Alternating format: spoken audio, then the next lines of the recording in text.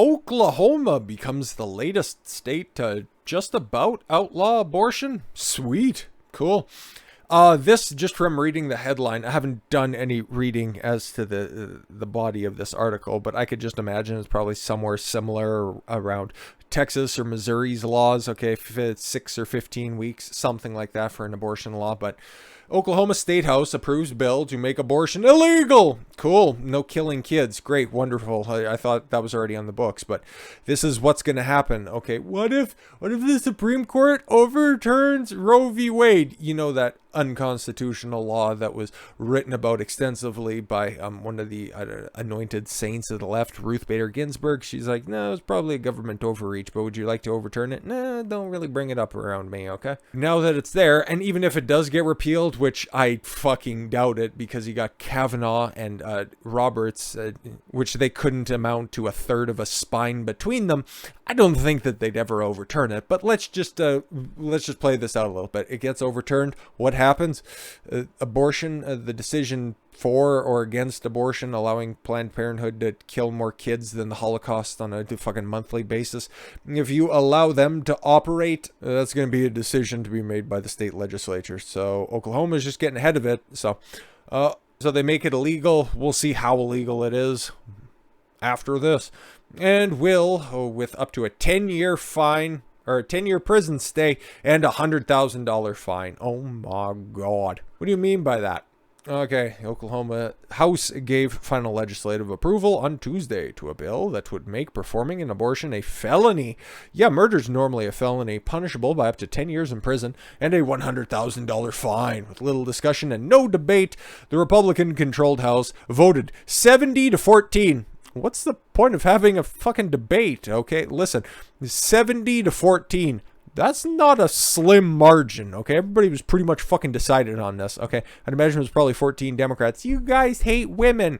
Meanwhile, I'm sure it was probably all 70 men that were on there. If you don't have a uterus, you don't have a right to discuss abortion. Well, it's half my genetic material, so why don't I have a say in this one? Okay, cool. Your body, your choice, but make sure to get the 9th fucking booster. Cool. But anyways, yeah, the 70-14. That is a fucking college football score. To send the bill to Republican Governor Kevin Stitt, who has previously said, yeah, no, I'll just sign it. Not with, like, I won't crack open a cold one and fucking sign it in blood. That's probably what they'll do when they enshrine post-birth abortions in fucking Illinois or California or some dumb shit like that. Or Colorado, but more on that in a moment. The Oklahoma bill, which passed the Senate last year, makes an exception only for an abortion performed to save the life of a mother, said GOP State Representative Jim Olson of Roland, who sponsored the bill. Yeah, no, that makes sense, because you take a look at the statistics of abortion and guess how many. Oh, it's like, oh, you need to carve it out for all of those very, prominent cases of in case a pregnancy is commenced because of a rape and a potential harm to the mother's life. You know how many abortions are elective? Something like 96%. I've made this very, very clear, and it seems like the science and all of the data kind of backs this up. Abortion is not contraceptive. Abortion is vindictive. Under the bill, a doctor or person convicted of performing an abortion would face up to 10 years in prison and a $100,000 fine. The penalties are for the doctor, not for the women. Yeah, exactly. So trip down a flight of stairs, a coat hanger, like are so prominently displayed right there, or just an impromptu doctor visit to Dr. Scholl's. Go ahead. That's fine if you want to go ahead and you want to do that. Or you know what? Hey, not be a whore and wrap it up beforehand. How about that? Similar anti-abortion bills approved by the Oklahoma legislature in recent years have been stopped by the courts as unconstitutional.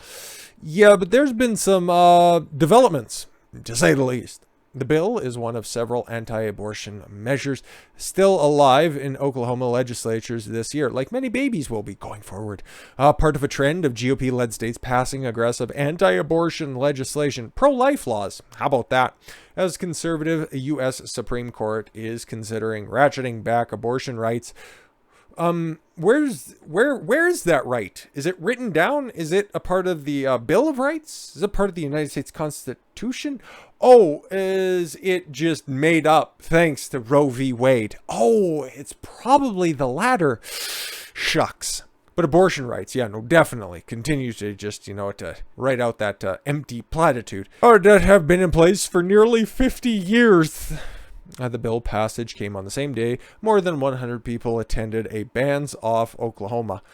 Just about that many people voted to enact the law. And if you also add in all the senators, I'd imagine it's probably the same amount of people. But 100 people turned up.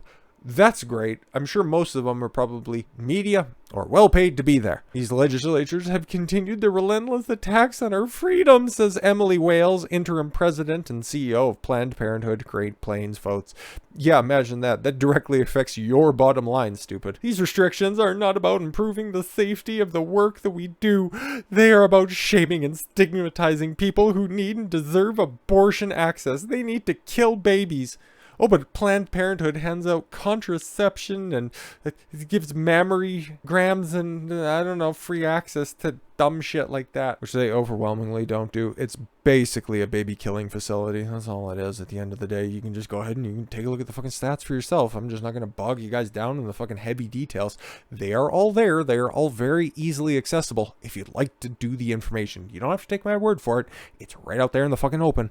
These Wales said, how appropriate, Wales. She's probably, somebody who would be out there, advocating for abortion, appropriately described with her surname. Or Wales, the amount of the proper description of sounds that will be stopped coming from several rooms inside the Planned Parenthood. Said the abortion clinic in Oklahoma has seen an 800% increase in the number of women from Texas after the state passed the most restrictive anti-abortion law in the United States in decades. Yep, many carve-outs in that one. 6 weeks or something like that? Oh, but some women are too fucking stupid to realize that they're pregnant. It's like, that's nice. If you're that fucking dumb, you shouldn't be out there fucking everybody into club on the weekend. Texas law took effect last year, bans abortion once cardiac activity is detected, usually around 6 weeks of pregnancy, without exceptions in cases of rape or incest. Yeah, without exceptions, except for the exceptions that all of you feminist weirdos like to champion. It's weird. It's really weird. So yeah, where are you gonna go if you want to commit fucking unsolicited murder? Oh, it's just a group of cells, right? Well, apparently Colorado has that opinion, right? A whole bunch of unfuckable women right there just saying that, dumb whores that get coomed in over the weekend and, aren't smart enough to either be on the pill, have proper contraception, I don't know, the rhythm method's still around, or somebody's pull-out game is terrible, or didn't know to aim for the mouth and plug the nose. Like, there's many things you can do, and abortion should be, when it was established, right, it was always supposed to be extreme and rare and the last resort instead of fucking punch card access, and sponsorship deals for the NFL, which if it was that open and accessible during the, late 80s, early 90s, there'd be a hell of a lot fewer NFL players if we were to just go by some more of those uncomfortable statistics, if you know what I mean. Colorado governor signs bill codifying the right to abortion with no restrictions, all the way up to and including crowning. Apparently, you can just go ahead and come in, and instead of delivering the kid, you can just have a fucking Dremel waiting on the end to just go, don't worry about it. Colorado governor, this bitch, on April 4th, signed a bill into law that makes permanent the right for women to get abortions. It's important. It's a right. That's nice. Colorado Governor Jared Polis, who also significantly reduced the sentence for a man who, you guys might have heard this story towards the end of 2021, I think. It was a truck driver who was driving down a hill. His brakes went out. He ended up plowing into a bunch of vehicles, killing like a half dozen people and maiming and injuring a dozen more people, right? He got 100 and some odd years in the clink, and then Polis ended up staying his sentence to being like a decade or something like that. It's fucking atrocious. But yeah, he has a pulse on what people of Colorado really want. Well, not the pulse on any of the kids that are out there. Oh, what did he call this nonsense? The don't say goo goo gaga bill. How about that? Also known, it was HB, so House Bill 22-1279. Also known as the Reproductive Health Equity Act. Cool. So I guess I can also get an abortion in Colorado because that's what equity means. Everybody is equal. Oh, just birthing people are more equal than others. Okay, cool. So now that abortion rights have been enshrined, there's something on the books, right? Because they just created abortion rights out of fucking thin air. So that's great.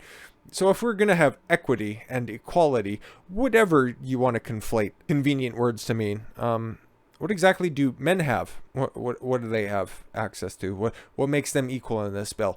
Oh, nothing. You just have to shut up and listen to the shrieking feminists who, once again, menopause, oof. Menopause, like, these are the people who don't fucking care anyways, or they have a vested interest or stocks in, I don't know, Pyrex with the pie scrapers. The bill states that every individual has a fundamental right to make a decision about the individual's reproductive health care. Oh, really? Do they? Including the fundamental right to use or refuse contraception. What? So you have this is enshrining a right to be a fucking cream pie enthusiast. I never thought I'd see the day. At that, a pregnant individual, huh? Wow. Has a fundamental right to continue a pregnancy and give birth to have an abortion. Or to have an abortion, to give birth and have an abortion. Why not both? Additionally, the legislation says fetuses or unborn babies do not have independent or derivative rights in Colorado. Cool. So once again, the vagina, just the magical portal to life.